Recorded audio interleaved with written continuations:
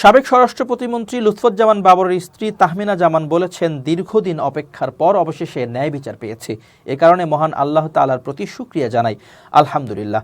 রোববার মৃত্যুদণ্ড থেকে লুৎফুজ্জামান বাবর খালাস পাওয়ার পর তিনি তাৎক্ষণিক প্রতিক্রিয়ায় একথা বলেন। বাবরের স্ত্রী বলেন, ন্যায় বিচার পাওয়ার আশায় এতদিন অপেক্ষা করা যে কি কষ্ট তা একমাত্র ভুক্তভোগীরাই বলতে পারবে। আদালত আমাদের ন্যায় বিচার দিয়েছেন। রোববার বেলা 11:15টার দিকে বিচারপতি এ.কে.এম. আসাদুজ্জামান ও বিচারপতি সৈয়দ এনায়েত হোসেনের হাইকোর্ট বেঞ্চ 21শে আগস্ট গ্রেনেড হামলা মামলায় বিএনপির ভারপ্রাপ্ত চেয়ারম্যান তারেক রহমান ও সাবেক স্বরাষ্ট্র প্রতিমন্ত্রী লুৎফুজ্জামান বাবর সহ সব আসামিকে খালাস দিয়েছেন। এর আগে 4 দিন আপিলের উপর শুনানি হয়। শুনানি শেষে রায়ের জন্য আজকের দিন ধার্য ছিল। আদালতে আসামিদের পক্ষে ছিলেন আইনজীবী এস.এম. শাহজাহান ও আইনজীবী মোহাম্মদ শিশির মনির। তারা এই মামলা শুরু থেকে আসামি পক্ষে শুনানি করেছেন।